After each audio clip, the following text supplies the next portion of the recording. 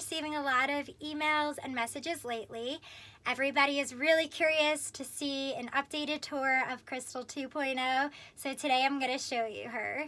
But before I do that, I just wanted to point out a few things. One, if you remember, I had been living in the van during the entire build since September. However, I built her out while I traveled, so I really only have 1 month and 3 days of build time in her, which is absolutely amazing. Number two, I only spent $6,000 on the entire build. My budget was $5,000, but once I decided to do a rooftop deck and a couple other features, my budget went up a little bit, but $6,000 for a 1 month build, that's amazing. And number three, if it wasn't for Phil from the Bogan Bus, I wouldn't have my baby girl. Thanks to him and his brilliant and creative mind, working together with my creative mind and ideas, he was able to give me my dream home. He is a carpenter by trade in Australia. When he got to the United States last summer, he built out his school bus in just a week. He's literally incredible. He completely redid my layout. I absolutely love it, so make sure to go show him some love. So if y'all are ready, I am ready to show you the updated tour of Crystal 2.0. Let's do this, guys.